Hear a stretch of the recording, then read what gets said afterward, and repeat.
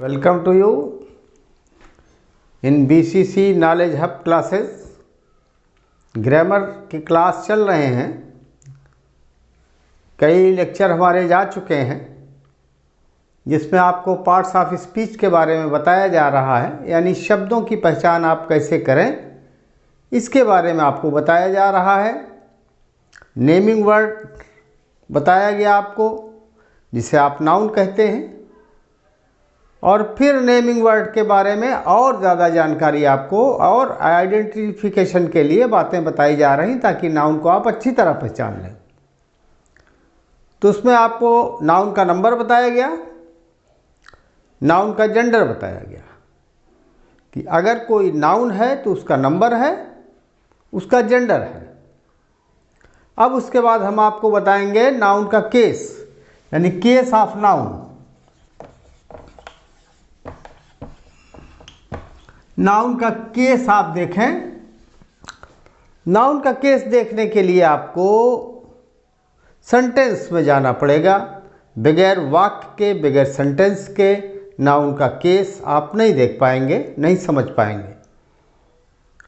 अभी तक आपने देखा कि नंबर, नाउन का नंबर मालूम करना है तो सिर्फ नाउन है तो उसका नंबर आप देख लेते हैं। ये डॉग है तो इसका नंबर, ये नाउन है, एक जानवर का नाम है इसलिए नाउन है।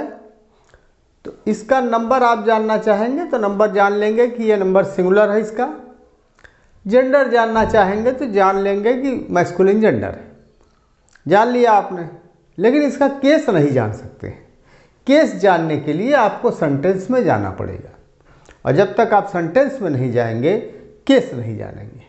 तो आइए देखते हैं कि केस, नाउन का केस समझने के लिए, और एक तरीके से ये समझिए कि नाउन और प्रोनाउन दोनों का केस आपको जानना है, समझना है किस तरीके से है। नाउन के बाद प्रोनाउन आएगा तो उसके बारे में और डिटेल आपको बताया जाएगा, लेकिन ये समझते चलें और इस बात को थोड़ा सा अपने दिमाग में रखें, कहीं कोने में रख लें कि नाउन और प्रोनाउन दरअसल एक फैमिली के मेंबर हैं।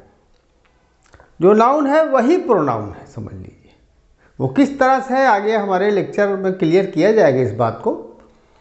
तो अभी देखते हैं कि नाउन का केस कैसे हम समझें, कैसे देखें। दरअसल केस का मतलब है हालत, दशा, स्टेट, जिसे आप कह लीजिए कि वाक्य में नाउन की दशा क्या है। फिर से इस बात को समझिए कि वाक्य में यानी सेंटेंस में नाउन का केस क्या है, उसकी हालत क्या है, किस हालत में है वो।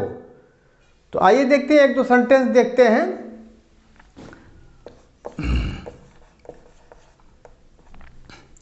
Ram Yeats mango. एक सेंटेंस हमने ये लिखा, हिंदी में भी लिख दे रहा हूं ताकि आप क्लियर कर लें।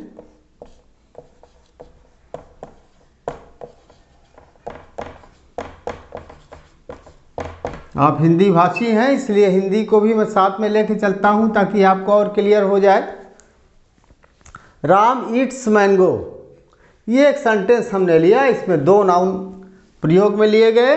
इसको अंडरलाइन कर देते हैं समझने के लिए आपको।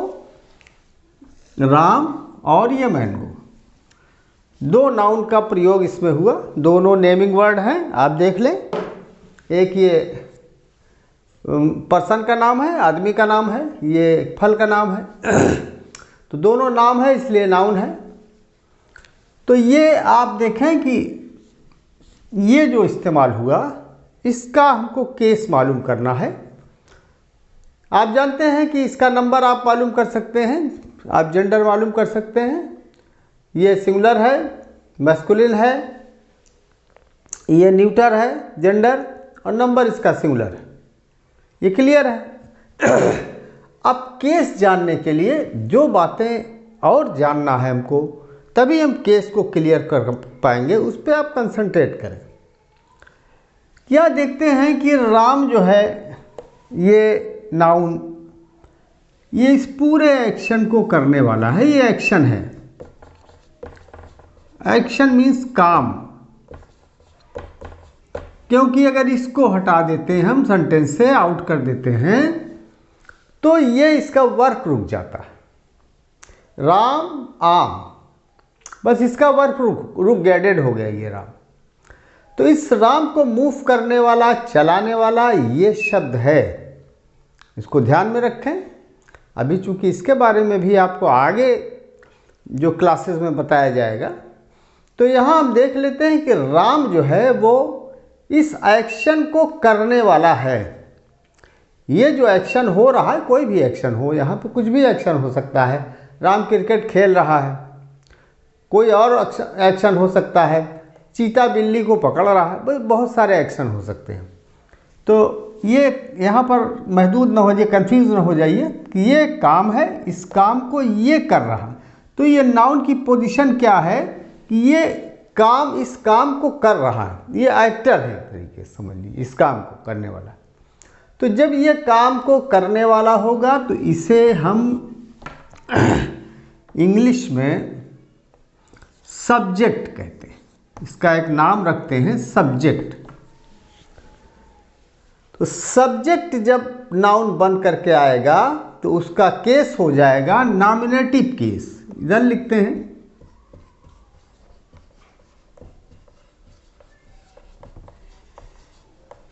Nominative case. तो याद रखिए, छोटा सा डेफिनेशन है, आप अपने दिमाग में रख लें और ये समझ लें कि जो नाउन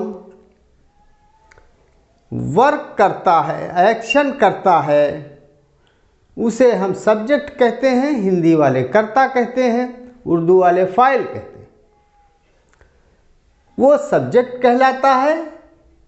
और जब कोई भी नाउन, डिफाइन मैं कर रहा हूं क्लियर, देखिए, जब कोई भी नाउन सब्जेक्ट बन करके आता है तो वो नॉमिनेटिव केस में होता है।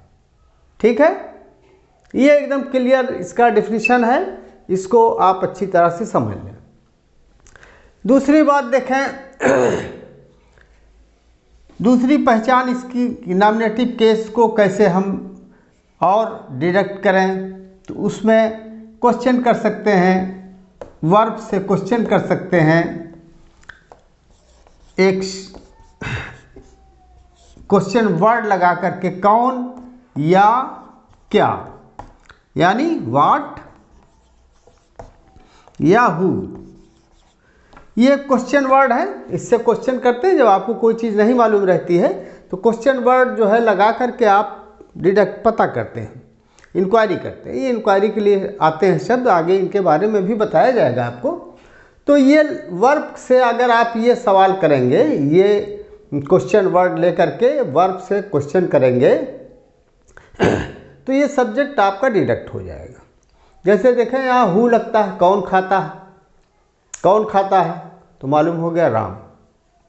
अब क्या खाता है भी करना है कहीं कहीं, इसी को हम पलट देते हैं आपको। आम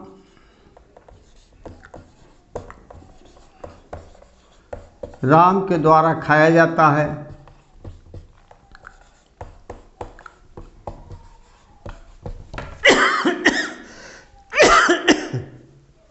अब यहाँ आपको क्या खाया जाता है, जब ये वाट का काम पड़ गया आपको, राम के द्वारा क्या खाया जाता है, तो जवाब में ये आम मिलेगा। यहाँ ये सब्जेक्ट बन गया। तो इस तरह हम देखते हैं कि हु और व्हाट वर्ब के साथ अगर आप लगाएंगे, क्वेश्चन करेंगे, तो ऑटोमेटिकली आपका सब्जेक्ट बाहर आ जाएगा। सब्जेक्ट की पहचान ऐसे भी कर सकते हैं, और सब्जेक्ट की पहचान ऐसे भी क्लियर है कि कौन इस वर्क को कर रहा है, वही सब्जेक्ट होता है। और ये भी ध्यान में रखने कि हु और व्हाट अगर नहीं क्लियर हो रहा तो हु और व्हाट, कहीं हु लगता है यहाँ व्हाट नहीं लगेगा। क्या खाता है, क्या खाता है कह देंगे तो ये आम मालूम हो जाएगा, ये ऑब्जेक्ट मालूम हो जाएगा। तो कहीं कहीं क्या लगता है, वो भी मोस्टली वॉइस इसका बदल जाता है। पैसिव वॉइस में क्या लगता है सब्जेक्ट को बाहर निकालने के लिए, जब ऑब्जेक्ट ऑलरेडी सब्जेक्ट बन जाता है। इस पर डिटेल स्टडी अभी बाद में होगी, पार्ट ऑफ स्पीच के बाद। जब हम वॉइस पे पहुंचेंगे तब बातचीत करेंगे। तो इस तरीके से क्लियर कर लीजिए आप कि अगर कोई भी नाउन अब इसको उसमें कर देते हैं कि एक लाइन में आपको बता देते हैं कि जब कोई नाउन वाक्य में सब्जेक्ट बन करके आए तो वो नाउन नॉमिनेटिव केस में होता है। ठीक है, ये क्लियर होगी बात। दूसरी बात समझें कि इसमें अब दूसरा चीज़ देखते हैं, दूसरा नाउन जो है उसकी पोजीशन क्या है, उसका केस क्या बन सकता है। तो दूसरा नाउन है आम यानी मैंगो। इसको देखने के लिए हम देखते हैं कि ये क्या पोजीशन है इसकी। ये तो इस एक्शन को कर रहा है खाने के, और इस खाने के एक्शन का इसके ऊपर प्रभाव पड़ रहा, असर पड़ रहा, तो ये ऑब्जेक्ट कहलाता।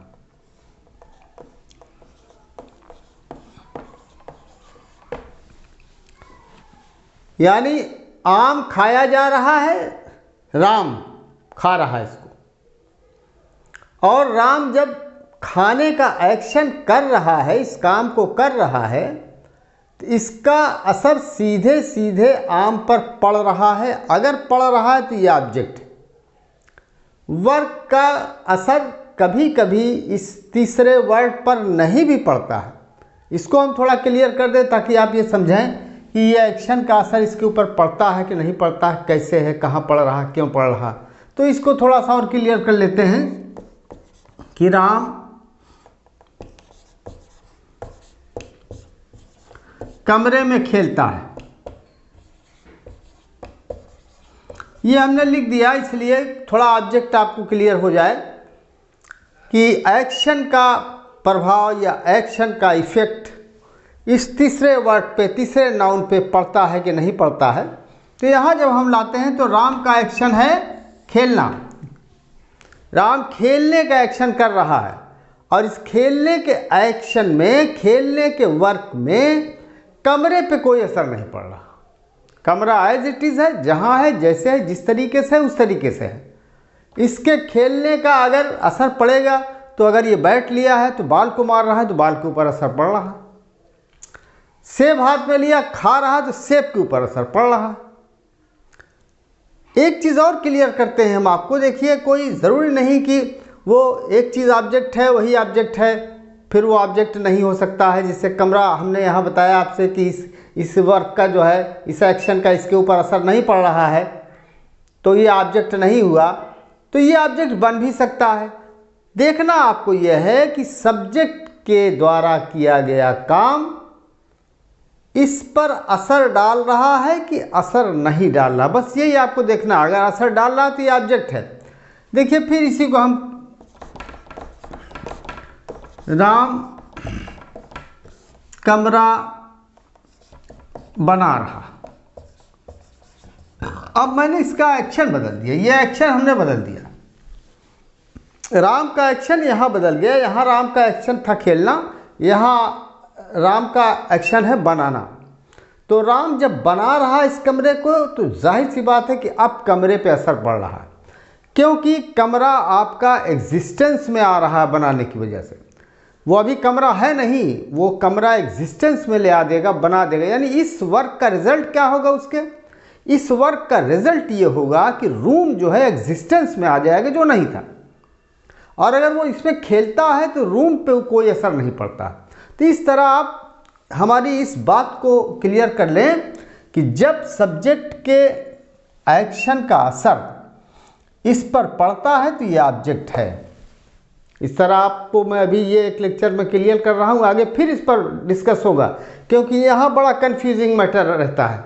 यहाँ पर मोस्टली लर्नर जो है वो कंफ्यूज होते हैं। तो कंफ्यूज होते हैं तो आगे चल के हम आपको इस बात को क्लियर करेंगे, अभी और क्लियर करेंगे। तो आप ये समझें कि अब यहाँ इसको मैं जगह कर ले रहा हूँ कि ये मालूम हो गया